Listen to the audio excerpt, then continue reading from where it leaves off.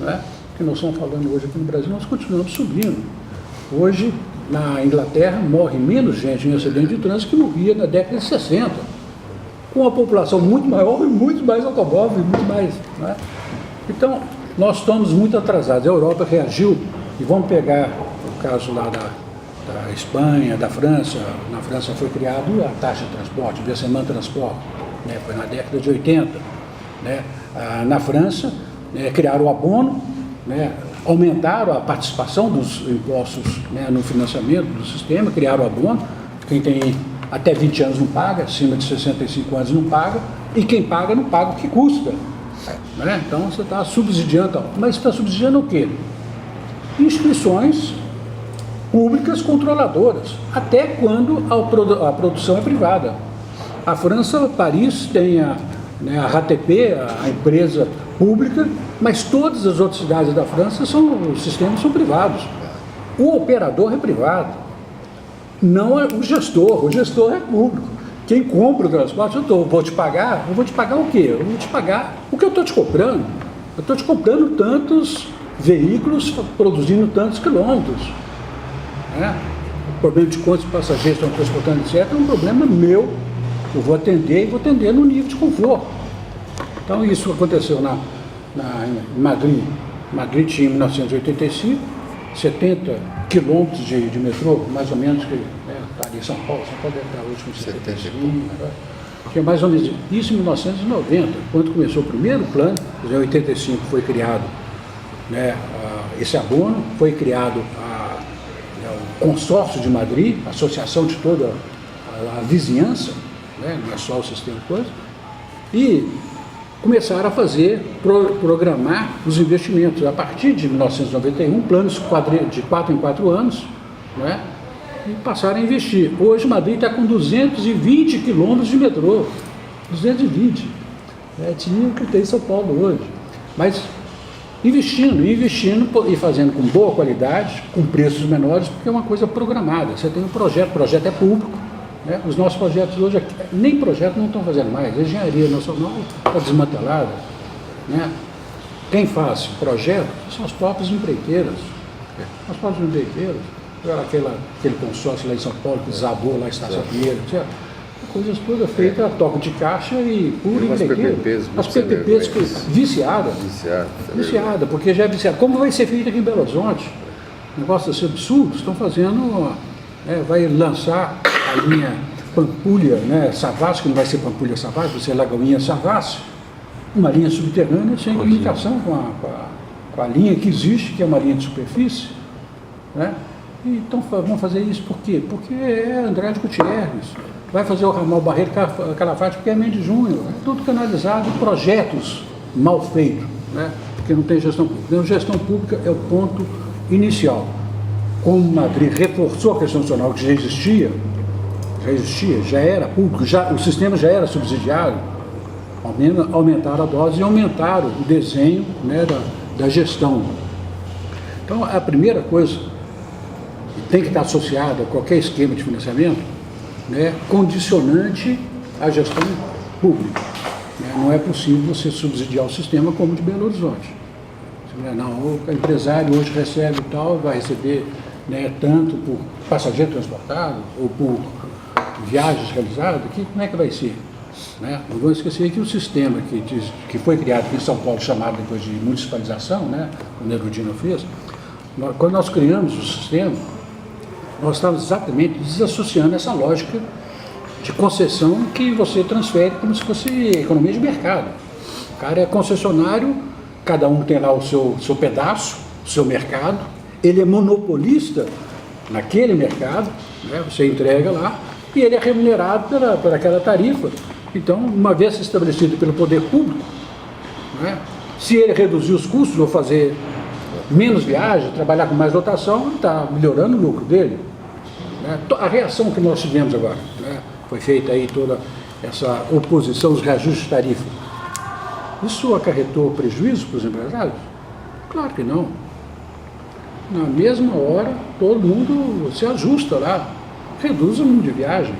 Belo Horizonte está sofrendo esse processo desde que a BH Trans né, fez essa licitação, extinção de linhas, extinção de horário noturno, a tragédia do transporte no domingo e feriado, né, os horários, né, além de diversos serviços não rodam no domingo e não rodam à noite. Então, é a gestão. Essa questão da gestão, se a gente perguntar hoje para a BH Trans, eles vão falar que eles fazem a gestão, né, o Daniel Marques lá. O que é a diferença, assim, a gente ter claro isso? Quer dizer, quem especifica quais linhas e quais horários não é a BH Trans hoje, por esse contrato novo? Não. Ela trabalha em parâmetros que seria para indicadores de qualidade do sistema. E, inclusive, diversos deles difíceis de você dar. Mesmo que ela especificasse, vamos dizer que o modelo concessão, ele, obviamente, ele introduz o empresário no negócio, de um modo que você fica incapaz de geri-lo como um contratante efetivo. Né? O que a gente fez na municipalização que você chamou. Ou então, eu dou sempre, por exemplo, um viaduto, teoricamente falando. No viaduto, o que você faz? Até então, né? Hoje já nem isso mais. Você faz um projeto de viaduto, aí você faz uma concorrência, supostamente direito, né? Vem um sujeito e diz, eu vou fazer por tanto.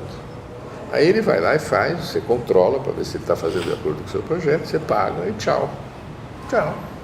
Ele não tem nada a ver se vai passar, quem vai passar em cima, se vai pagar. Se vai... Quando você faz a concessão, ele, ipso facto, ele entra no negócio. Ele passa a ser um cogestor do negócio, mesmo que você seja o gestor. Portanto, acho que o modelo que o João está colocando, a forma pela qual se dá a gestão, que ele chama de gestão pública, é básico. O modelito de concessão que está aí é absolutamente inviável. Pago por passageiro, que é, além do mais, um baita equívoco de custo. Porque passageiro não é custo, passageiro é receita. Então não tem o menor sentido. E São Paulo paga por passageiro transportado. Entendeu? Um negócio descabelado. Então, sacou? Não, isso está claro para mim, eu só não entendo hoje. É uma pseudo-gestão. Isso para mim está claríssimo. Só não entendo hoje no caso da BH Trans, se de fato quem define os horários e os itinerários, se as empresas pelo contrato atual têm liberdade de mudar o itinerário, de tirar uma linha. O itinerário não. De mudar a linha, sim. E sempre é uma relação que eles fazem, apresentam lá para o BH Trans para aprovar. João, olha só, então, até 2007, né, tive até essa última concessão, a gente tinha a Câmara de Compensação Tarifária. E pelo que eu pude ver assim, do que era a Câmara, ela tentava apurar custo num prazo a cada 10, 15 dias, eles apuravam o custo, a produção quilométrica, etc, etc. Só que isso deu muito errado, né? Eu não sei se deu errado, é isso que eu quero saber, entendeu? Porque no final das contas, acabou que você teve duas leis lá que o Pimentel soltou, negociando uma dívida com as empresas de ônibus, que é uma dívida que vai até 2022, está parcelada até 2022 e chega a um montante de 700 milhões de reais, uma coisa assim, entendeu? Isso com juros de 12% ao ano, ainda por cima. Quer dizer... É isso? 12%? Enfim, 12% ao ano. E aí, a questão né, a gente tem o problema do modelo de concessão. A minha primeira pergunta se tem como escapar, já que você tem a lei, né, tipo, você tem as leis de concessão e as leis de licitação, você tem como escapar disso na hora de fazer a gestão. A segunda como que você consegue fazer um controle público efetivo do transporte para você escapar, eu não sei o que aconteceu com a Câmara de Compensação, mas para você escapar do que é o lockout das empresas, né? Porque o que a gente está sofrendo hoje é o lockout das empresas. Porque a impressão que eu tenho é que mesmo que você pegar a Trans determinasse o horário, as empresas simplesmente não cumpririam ou fariam uma greve branca patronal enfim, de tirar ônibus das ruas mesmo. Aí, essas duas perguntas. A BH Trans ela não fazia apuração de custos de 10 em 10 dias, ela fazia apuração da receita. A receita é transportada. O custo é um custo planilhado, uma planilha de custo, de custo padrão. Você não vai pagar para a empresa pelo custo que ela apresenta. Ela vai lá, faz as despesas e apresenta as contas. Ninguém vai fazer isso.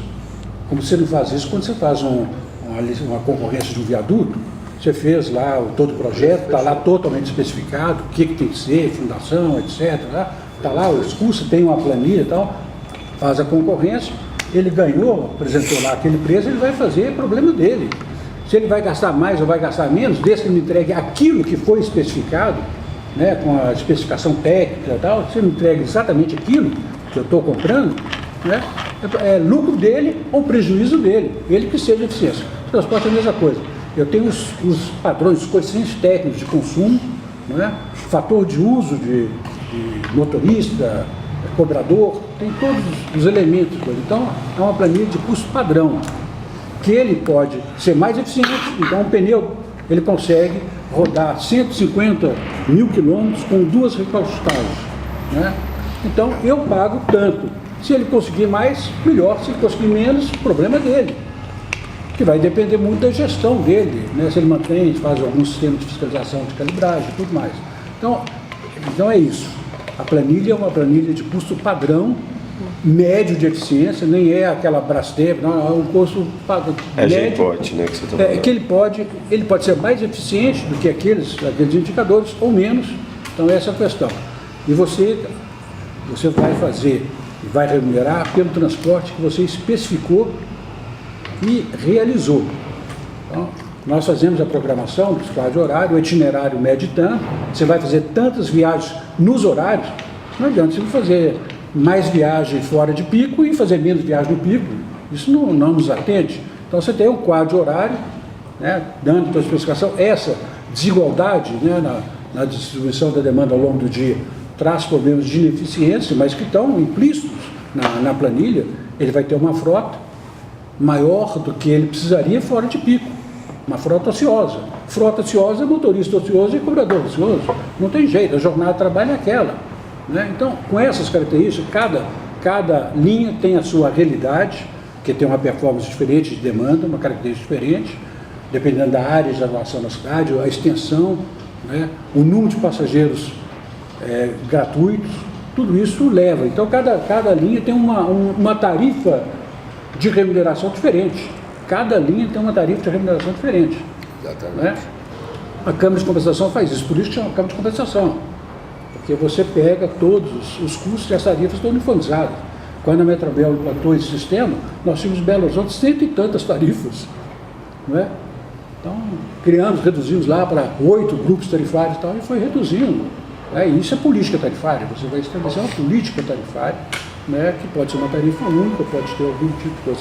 Belo Horizonte tem uma tarifa muito elevada, que ao contrário de São Paulo, está lá o bilhete único, né, a integração aqui se faz com outro pagamento.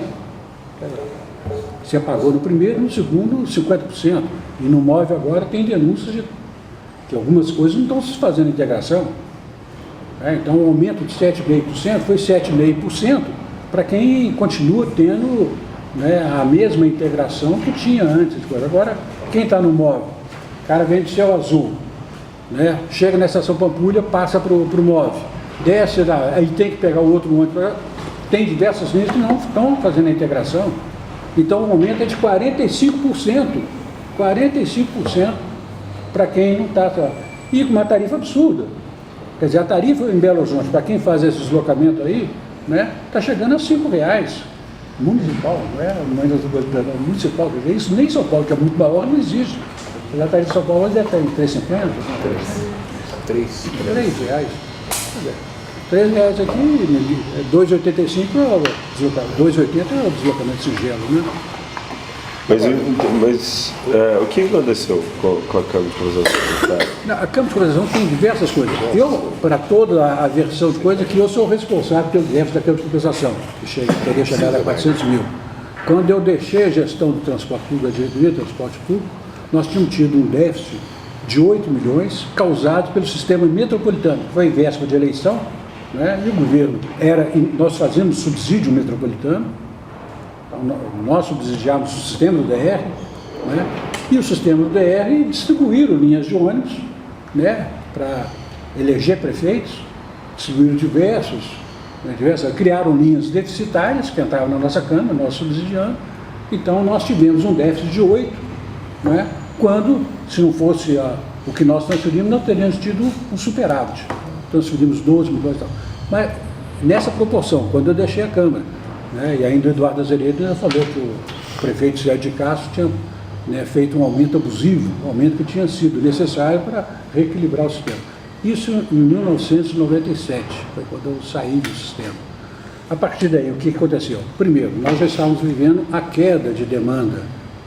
O Plano Real fez uma bolha, né, e em seguida começou, né, a ter uma queda de demanda, problema de perda de emprego, redução, aumento da taxa de desemprego, etc. Então, essas coisas estavam... O que acontece com o sistema que tem a lógica da tarifa custo médio para o passageiro pagante? Se reduz o número de passageiros pagantes, a tarifa sobe.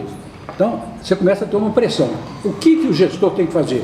Se ele não tem subsídio, se ele não tem como bancar, que é o correto é você bancar.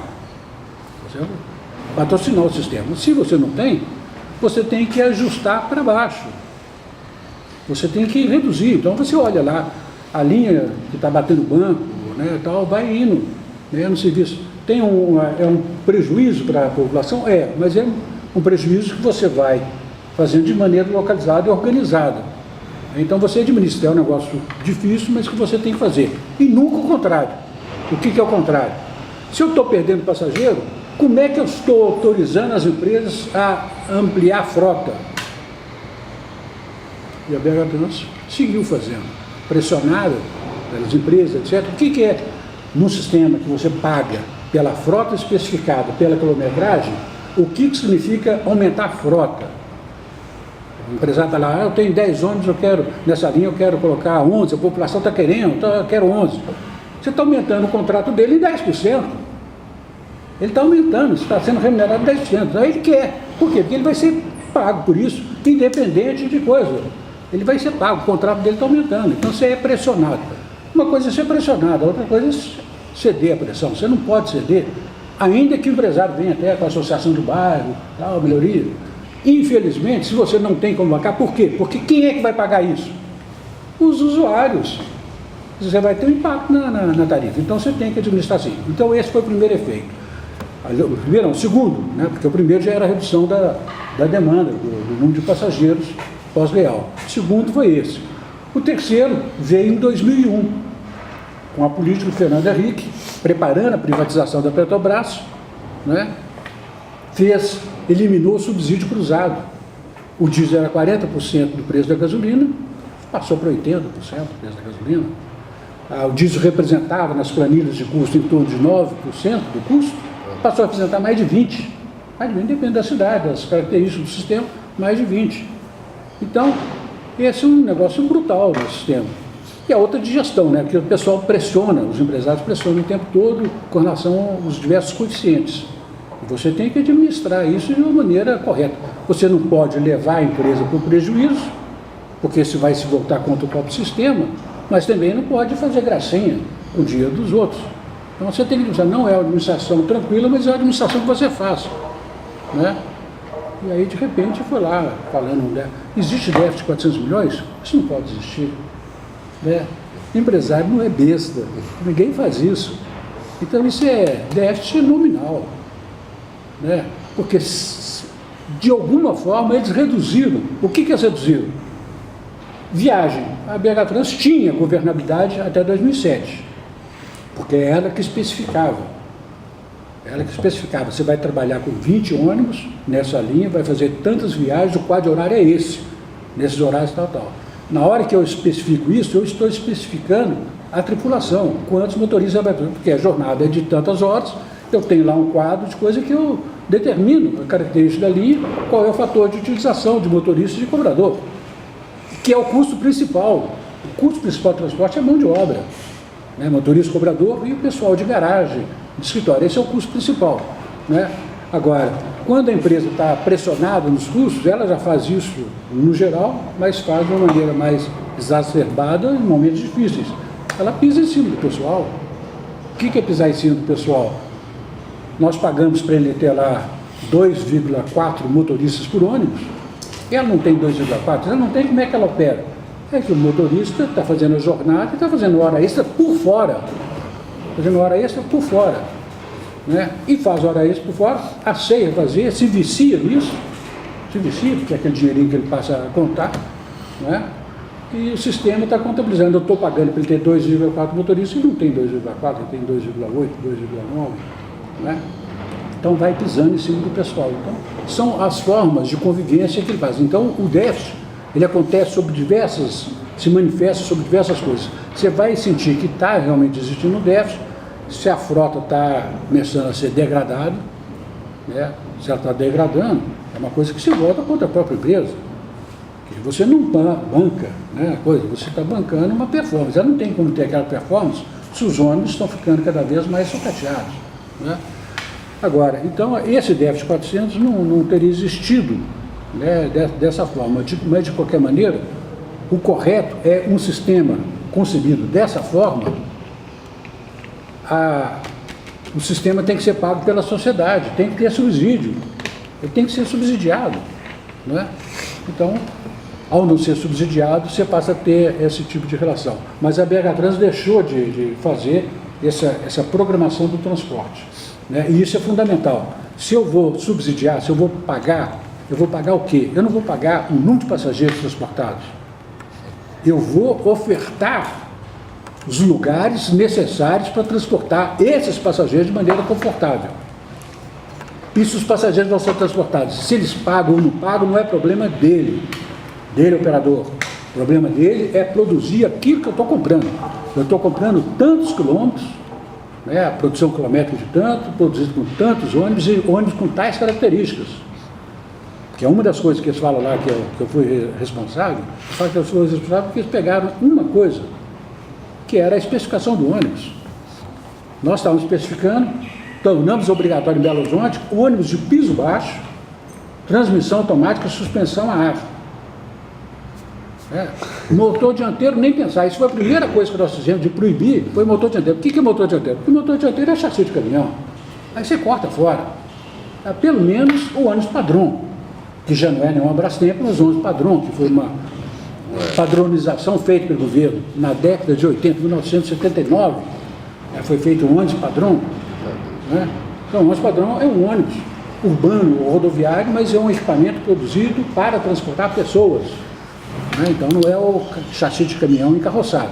Então, nós passamos a especificar. E passamos a especificar, fazendo inclusive uma coisa que era muito interessante. Belo Horizonte tinha muito ônibus curtinho, que o pessoal, inclusive, comprava o chassi curto lá e alongava o chassi antes de encarroçar, esticava lá o chassi, que traz um problema, inclusive, de engenharia delicado. O ônibus fica meio tombado, se está muito cheio, então vai ficar meio tombado. Né? Afeta a coisa. Mas tinha muito coisa. Nós passamos a substituir 3, que o pessoal chama de cabrita, né? Os motoristas chamam de cabrita, esse ônibus de motor dianteiro, 3 ônibus por 2. Ônibus padrão. Se eu entro com 2 ônibus padrão, que é um ônibus de maior capacidade, mais eficiência, maior performance, né, tem mais aceleração, no lugar de 3 cabritas, do ponto de vista de lugar é a mesma coisa. Agora, a redução de custo é absurda. Por quê? Porque em vez de eu ter 3 tripulações, eu tenho 2. Para a população está sendo servida por um ônibus melhor. Do ponto de vista de horário, que eu faço com 3, eu não faço com 2, por causa do horário. Mas ele tem uma performance melhor, muito melhor. Mais qualidade de vida para o motorista, que não está sentado ao lado de um motor. Então, há um ganho sempre. Isso que nós estávamos fazendo. Nós fizemos a especificação e ônibus de piso baixo, naquele momento aqui em Belo Horizonte, no Brasil, que estava se produzindo, ainda era uma gambiarra. Era um ônibus padrão que eles abaixavam, né, entre as longarinas, no salão da frente, a parte da frente, onde não está a transmissão, o motor é traseiro, então a transmissão está ali na coisa, até o eixo traseiro. Para frente, então você faz o piso baixo. E a pessoa entra, né, está passando, aí entra a longarina, onde estão os bancos da coisa. Então, dá um ônibus de piso baixo para a porta dianteira e para a porta central. E o salão era alto para a porta traseira. Mas essa gambiarra, de qualquer forma, já era um ônibus mais qualificado. Há muito tempo, o Brasil produz, inclusive porque a Buenos Aires tornou obrigatório o ônibus de piso baixo, e o Transantiago, né, que foi lá especificado no governo Ricardo Lagos, depois com a foi adotado, foi implantado, também com ônibus de piso baixo, ônibus articulado de piso baixo, João, olha o que produzido a gente pelo achou. Brasil. Depois daquela conversa com você, a gente foi lá nos arquivos do Jornal do Ônibus, dos ônibus, mais ou menos, as manchetes do Jornal do Ônibus desse período que eu tô falando. Tinha coisa da passagem. O Tarifa Zero no dia feriado que eles fizeram. A gente foi recuperar essas imagens. Mas os colocados, chegou a sair, não tem um jornal, eu tinha, prenderam agora o nome do jornal, aí, aquele Marco Aurélio Carona, né, Jornal do Brasil, fizeram uma matéria lá dos empresários contra mim, falando que eu era o responsável, que eu estava fazendo especificação fora da realidade, né, da realidade brasileira, especificação de transporte e tal. E fizeram isso quando eu tinha saído, né, eu tinha acabado de sair da BH Trans. Agora, tudo isso é conversa fiada, porque primeiro, o ônibus não é o custo principal